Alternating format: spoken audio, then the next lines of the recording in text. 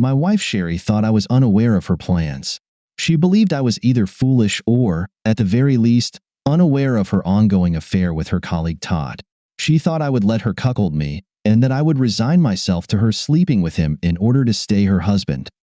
She had more in store. Knowing her, I had long suspected her. I noticed changes, clear signs of infidelity, such as frequently working late, sexual updates to her wardrobe, more aggressive sex, and a loss of interest in things we once cared about. I tried several times to talk to her about it, but each time my concerns were ignored. Sherry, of course, denied that anything was wrong. She claimed it was just my own insecurity and possessiveness working overtime. So, I had no choice but to hire a private detective. I refused to remain blind to the truth. I would never tolerate my wife cheating on me. I made that clear from the beginning of our relationship and repeated it many times over our 10 years of marriage. So, with mixed feelings, I sat in the office of Private Detective Jake Clune and listened to his report. I felt relief when he indicated that Sherry was not unfaithful. However, this relief was short-lived when he added the word, yet. As he explained, my wife had an affair. It had not yet become sexual, but it was only a matter of time. It seems that Sherry and Todd were what you'd call work spouses. I hated that term. Sherry had only one spouse, me. Some might find this expression cute and harmless, but to me, it meant she had an intimate relationship with someone else. Well, it turned out she did. According to the private detective's report, Sherry and Todd had lunch together every day, just the two of them. They held hands and sat close. He provided numerous photographs of them hugging and sometimes even kissing. I was infuriated by what I saw and wanted to confront that presumptuous jerk Todd. In addition to lunches, the lovers often worked late together, although there was no substantial reason for it. It seemed as if they wanted to avoid returning home to their respective spouses and squeeze as much our time out of each day as possible. The detective told me he managed to track Sherry's emails and messages. I knew it was completely illegal, and I could never use this in a divorce. In our state, divorces on the grounds of marital infidelity were possible but difficult. No-fault divorces were much easier, and I didn't need evidence for that anyway. I just wanted it for my own purposes. Clune refused to give me copies of the actual messages. He didn't even let me see them. Instead, he offered me a summary of what they contained. He assured me that my wife had never spoken disparagingly about me. Several times Todd tried to belittle me, but Sherry did not allow it. Well, I guess it could have been worse. The emails and messages confirmed their romantic relationship, although neither of them admitted to being in love. Their conversations were very sexual, bordering on sexting. Todd sent my wife pictures of his genitals, which thrilled her, and she reciprocated with photos of her bare chest. As far as Sloane could tell, she had not yet sent any pictures below the waist. As I sat in his office contemplating my next steps, Clune shared even worse news. Todd's wife was leaving town for 3 days to visit her mother. The lovers decided to seize the opportunity to meet and consummate their relationship. The only obstacle in their way was me. They were unsure how they could spend the night together if I was still around. Since I was not planning to leave town, it would be nearly impossible. They considered various plans. One of them was to tell me that Sherry was going on a girls-only trip for the weekend. She feared that I might talk to one of her friends and discover the truth. She did not want to involve anyone to create a viable alibi, so that idea was discarded. Then they thought about making me leave town. I bitterly laughed, recalling how Sherry had suggested I organize a golf trip with my friends. I was not interested, which also knocked that option off the table. Finally, they came up with a new, direct approach: honesty. Todd believed I was a cuckold in the making and that I would do everything to keep Sherry as my loving, happy wife, including letting her close the chapter with another man. Somehow, he convinced Sherry that by sleeping with him, she would help improve our sexual life and our relationship. He persuaded her that all she needed to do was tell me about her plan with Todd, and I would relent and allow her to go through with it. Obviously, this guy didn't know me, but what surprised me most was that Sherry bought into his nonsense. She should have known I would never tolerate this. If she doesn't understand that, then she is mentally unstable. Clune told me that was all they had, so I took what he gave me and went home. I asked him to continue monitoring Sherry's messages and to let me know if anything changed. On Friday, Clune called me and told me that Sherry planned to meet with me the following Monday after work. She was going to tell me that she planned to go on a date with Todd on Friday evening. This date would start with dinner and dancing, but end with the couple spending the night in a hotel room, having sex until they lost consciousness. She intended to return home to me on Saturday or perhaps Sunday, depending on how much sex they had. Sherry and Todd had rehearsed her entire speech and convinced themselves that I would accept her demands. They knew that initially I would be upset, even angry, but Sherry planned to assure me that it was just this once, even though they both knew that wasn't true. She tried to tell me that afterwards she would have sex with me as a reward for my understanding. Knowing that Sherry and I hadn't had sex for several months, she assumed I would be so happy to have Todd's sloppy seconds that I would agree to her wishes. How thoughtful of them to consider my needs. I had just 2 days to prepare for the confrontation. Sherry and Todd mockingly called it an intervention. Damn if it would go as she imagined. I decided to turn their intervention into my ultimatum. I spent the weekend going through scenario after scenario, trying to figure out what I was going to do and how I could fix my marriage. First, I had to decide if I even wanted to fix it. I wasn't sure that I knew. As I pondered my feelings towards Sherry, my plan of action developed tentatively. I decided to sort it out directly and end this once and for all. When we first got married, Sherry and I seemed blissfully happy. We spent all our time together, sharing everything we experienced in life. She was my best friend and greatest lover. Somehow, all of that seemed to have vanished. Maybe that's just how things are. Nothing lasts forever. Perhaps my view of marriage was quite old-fashioned and idealized. I thought we would be a team, going through life side by side, facing the challenges and hardships that would come our way. Sherry and I had both been married before, but unsuccessfully. If this marriage also failed, maybe the problem wasn't with us. Perhaps it was with the institution of marriage itself. How can people expect to maintain feelings, desires, interests, and passions when fate insists on being fickle and finding ways to change everything and everyone? In a world of 30-second sound bites, rapidly evolving culture, social media, and instant gratification, perhaps marriage, like dinosaurs and compact discs, is outdated. I thought that if Sherry wants to be with Todd, maybe I should just let her. Then I snapped out of it and came to my senses. I would never let her make a fool of me. Maybe I don't want her anymore, but damn if I'll let Todd get the upper hand and claim rights to my wife. To hell with all of it. I was ready to fight when my wife called me right after lunch on Monday. "Hey, Sherry," I began. "Is everything okay? You never call me at work anymore. I hope everything is all right." "Hello, dear," she replied. "Dear? Really? Did she also use that term with Todd?" "Nothing's wrong. I just wanted to make sure you'll be home on time today. I need to talk to you about something very important, so I need you to be there." "Oh, okay," I responded, adding, "That's good because I also have some important news for you. I should be home around 5:15. Will that work?" She hesitated before responding. When she asked this, it was only to gather information. "Big news? What kind?" she asked. "I'll tell you tonight," I said, deciding to end the call. "I'm in the middle of my monthly report. I need to get it done so I can leave on time.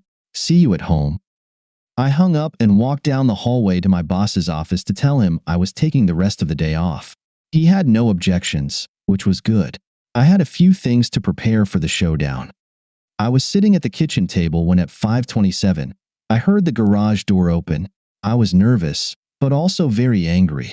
I tried my best to maintain a calm exterior, while inside, tumultuous emotions raged. I had an open bottle of Sauvignon Blanc with ice and 2 glasses ready. 2 minutes later, the door opened, and Sherry walked in alone, throwing her keys and purse on the table. I was relieved she hadn't brought Todd along. That would have complicated everything. I smiled. "Hello, dear," I said, repeating the endearing term she had used earlier. "Welcome home. Do you need some time before we talk, or do you want to get straight to the point?" She was stunned by my immediate desire to talk. I think she assumed we would eventually get to it, and wasn't ready for it so soon.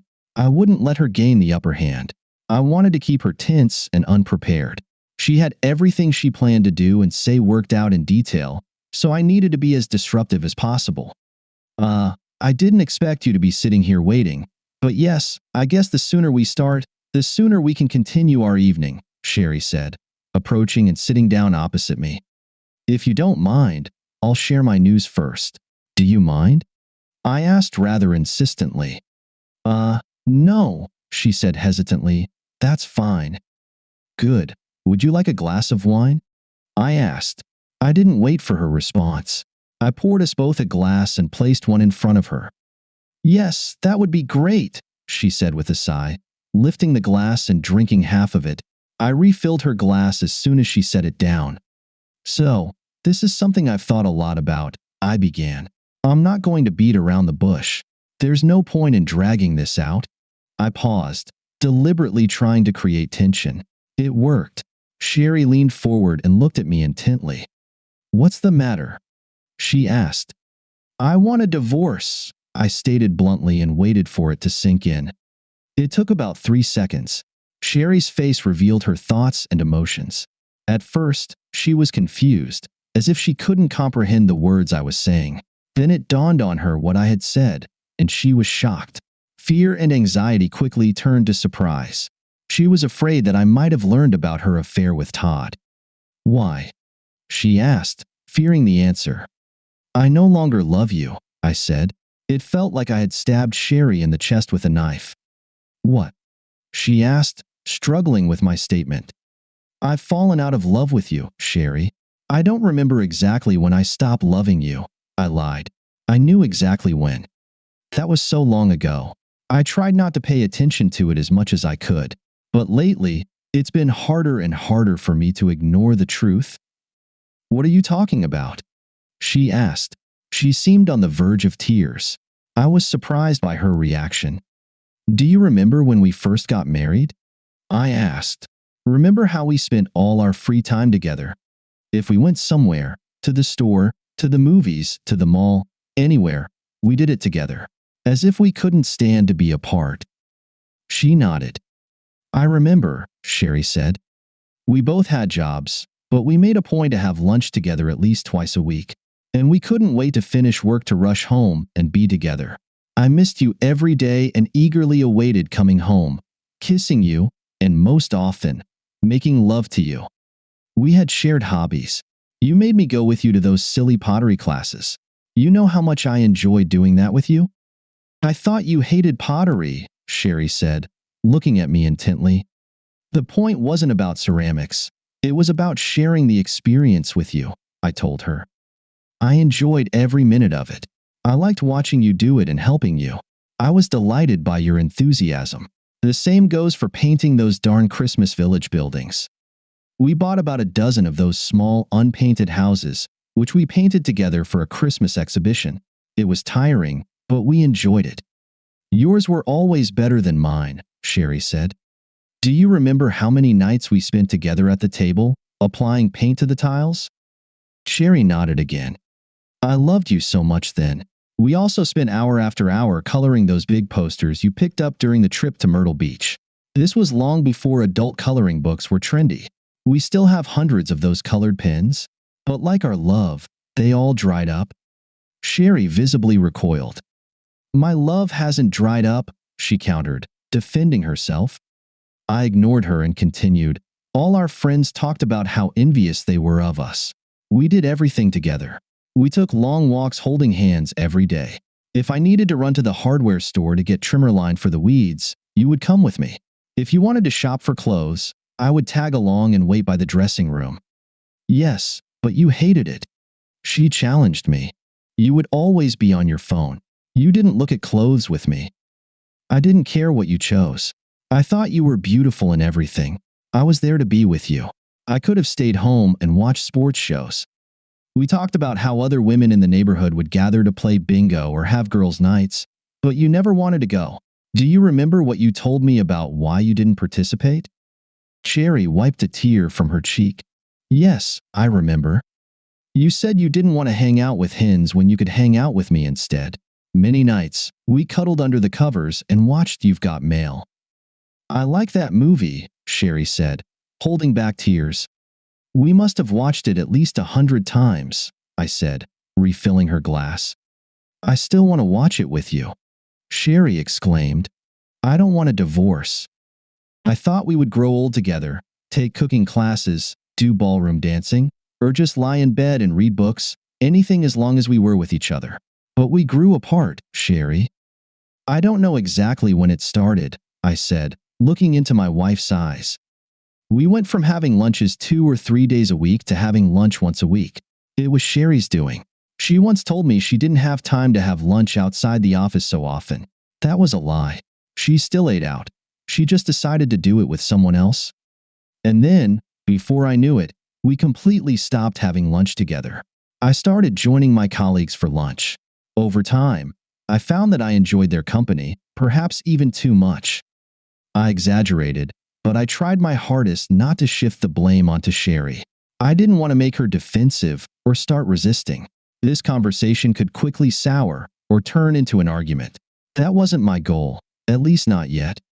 And then coming home early to spend time together stopped being so important. We worked later and later. When we finally got home, we were often distant or distracted. Why didn't you ever talk about this? Sherry asked. If I knew it was important to you, I would have tried to have lunch with you more often or not work so late. You're right, I said, agreeing with her, even though I had talked about it many, many times. It's a shame I couldn't understand why it wasn't important for you to be with me. Maybe if I had, I could have changed or done something to make you want to spend more time with me. I think I failed in that regard. I felt like I was taking responsibility for our drift. That was far from the truth. I knew that if I blamed Sherry and Todd first, we wouldn't be able to finish the discussion without it turning ugly. I'd never make her see my side of things. That would make me controlling, jealous jerk. Before revealing what I knew, I wanted her to remember what we had and think about her role in destroying it. Gradually, we stopped doing almost everything together. You started going to your girls' nights. I started going to poker nights. On weekends, you'd go to the spa. I'd go play golf. Sherry, we could go whole days without talking about the weather or the latest news. Our sex life also began to suffer. Often, we were too tired or not in the mood. When we first got married, we couldn't keep our hands off each other. We had sex 4 or 5 days a week, often multiple times a day. I would caress you while you cooked, and we would skip dinner and have sex all night. We used to spend all our time in the hot tub, constantly having fun. We haven't used the hot tub in over a year. I thought you didn't want sex anymore, Sherry retorted. I have no idea where she got that idea. I think she was justifying her behavior, trying to make it my fault. Oh God, no, I said with a laugh. I never stopped wanting sex. I'm just as excited now as I was 10 years ago. I just stopped wanting sex with you. I knew this would deeply hurt her. She thought she had rejected me sexually, and here I am telling her that our lack of sex was because I didn't want her. I almost laughed if it hadn't hurt so much. What? Sherry asked, her voice breaking. I don't think she expected those words from me. You didn't want to have sex with me? I lost all interest in having sex with you, I said bluntly. You were like a cold fish. You just laid there. You never wanted to do anything exciting or even remotely playful. It seemed like you wanted to get it over with quickly to get back to something more interesting, like knitting. All this time, I still wanted weekend-long sex marathons like before. Hell, you didn't even want me to give you an orgasm. Sex with you was boring, Sherry. You didn't even realize it, but the last few times we had sex, I pretended to climax just to get it over with. You didn't, replied Sherry.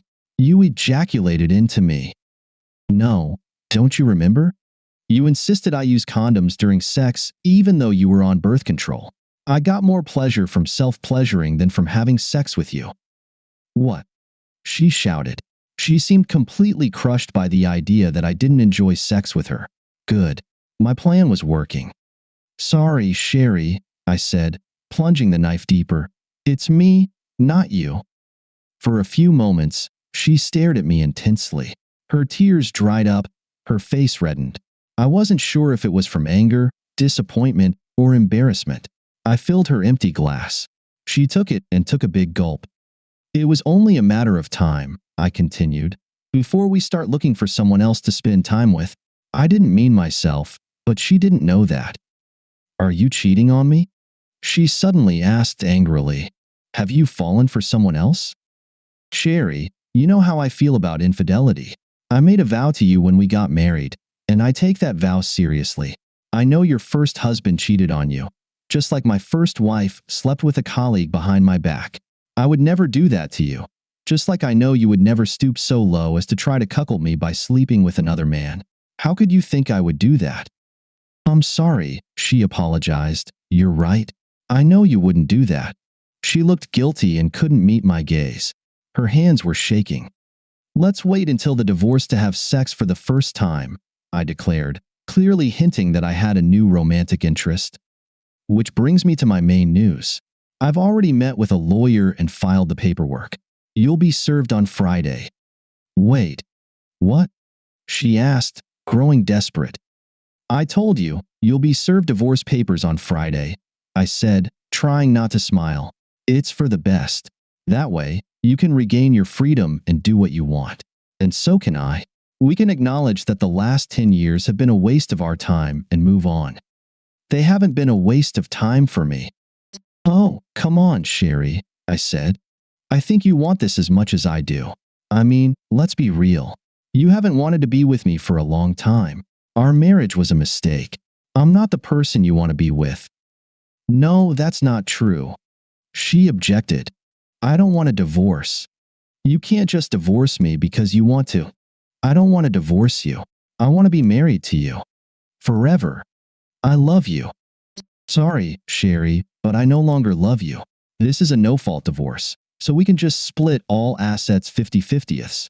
I mean, it's remotely possible to get more than half of the assets, but that's only if one of us cheats, and we can absolutely prove marital infidelity. But neither of us is cheating and is unlikely to do so by Friday, right? So, we can make a clean break. I would like you to come with me to the bank tomorrow so we can divide the money from all our accounts evenly. We'll have to open new accounts, get new credit cards, and change all utility payments. And we'll have to sell the house. On Wednesday, a realtor will come to list it for sale. Wait, you're rushing too much, Sherry shouted. I don't know what to do. Please, stop. She started crying again. Don't worry, I've already packed my things and will be staying in a hotel room until I can move to a permanent place. You can stay here until the house sells. Wait. Damn it. Sherry yelled. Please, wait. There's no need to wait, I said. Right? We shouldn't postpone this anymore. I mean, we should take care of everything by Friday. Isn't that right? Why? What's so damn important about Friday? She demanded. Well, on Friday, you're going on a date with your boyfriend Todd, right? Isn't that the day when you two plan to spend the night together at a hotel and have sex all night? Sherry froze. Her eyes seemed like they were about to pop out of their sockets. Her mouth was open like a dying fish. She tried to say something, but all that came out was a hiss. Got the day wrong? Wait, I said, pulling a folder from under a stack of Best Homes and Gardens magazines and opening it. I pulled out a sheet with a brief report from the private detective and, sliding it between us, showed Sherry. I pointed to the part that mentioned her plans to sleep with Todd on Friday night. No, I'm right.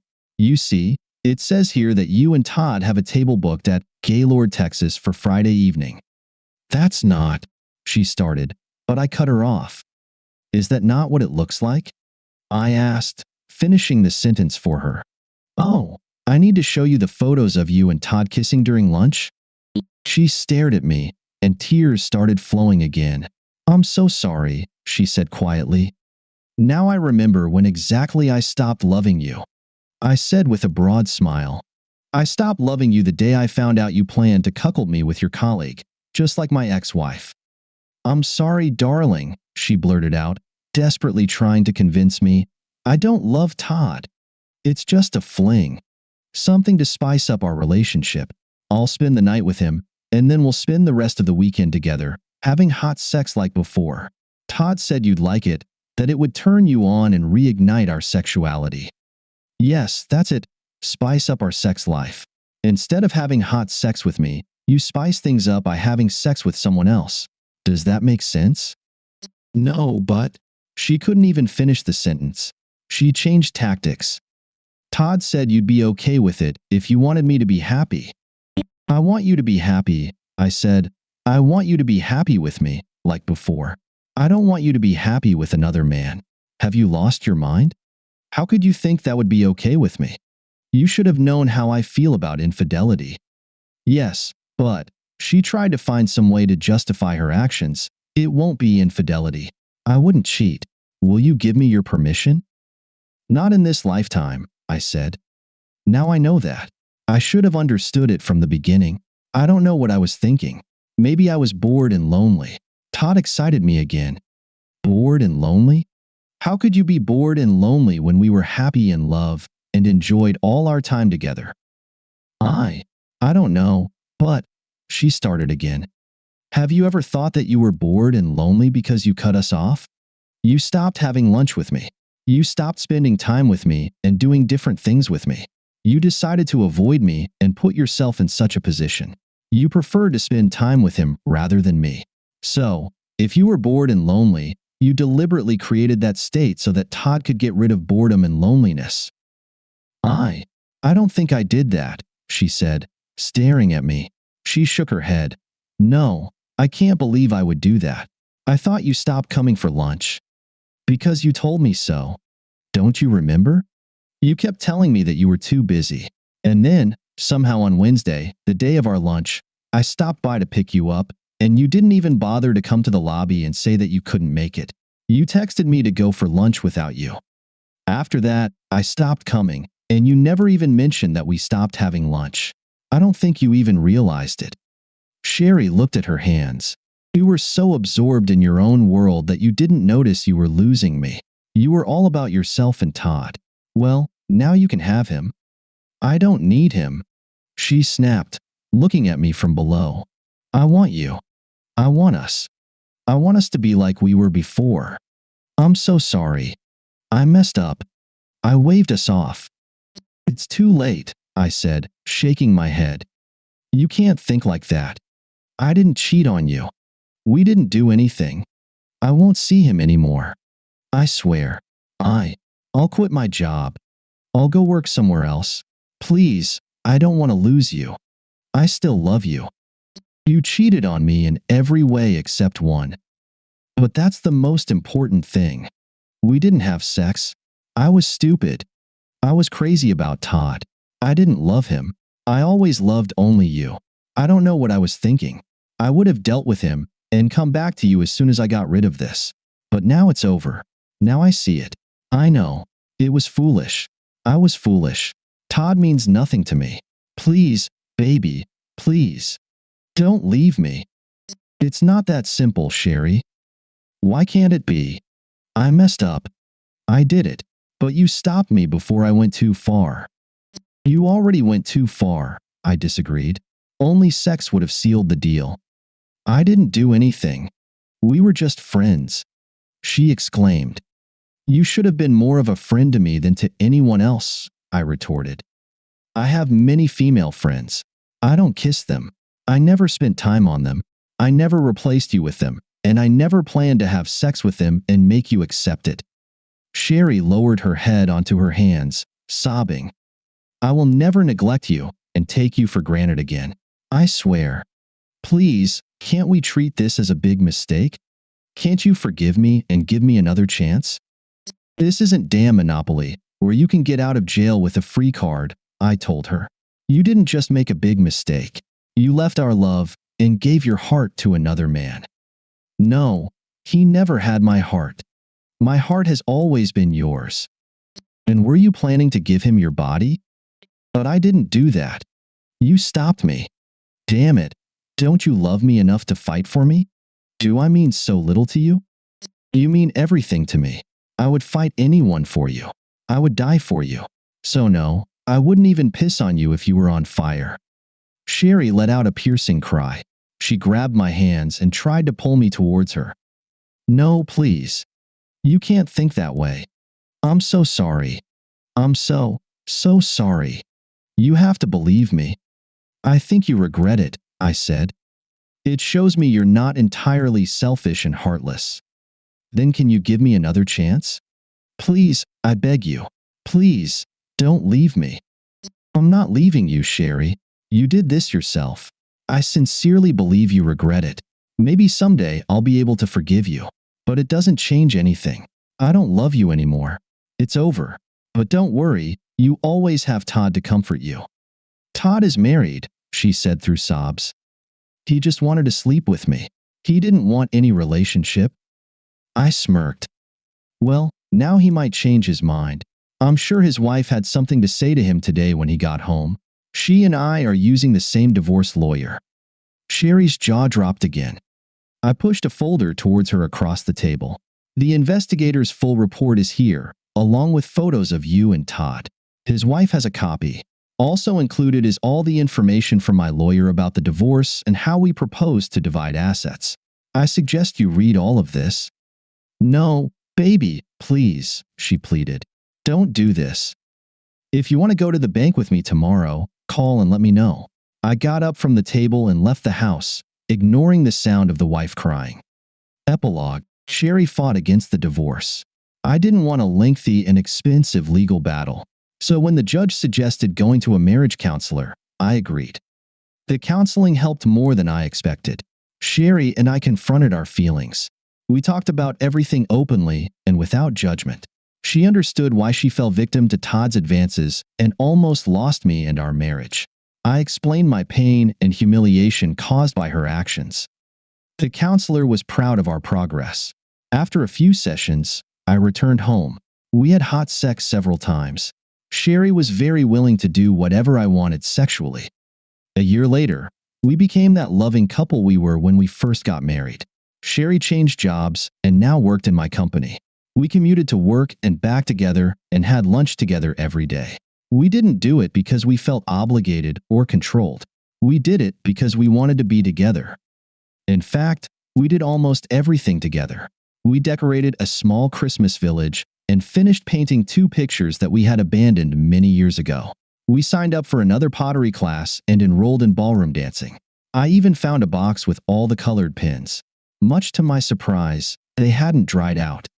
One evening, while we were cuddling under a blanket, eating popcorn, and watching You've Got Mail, Sherry kissed me and said, "Honey, I need to talk to you about something important." I saw tears welling up in her eyes. My heart skipped a beat, and I started to panic. Before I could say anything, Sherry continued, "You're going to be a daddy?" I smiled and wiped the tears from her cheek, saying in my best Tom Hanks accent, "Don't cry, shop girl." Okay, so I'm just obsessed with happy endings. Súbeme.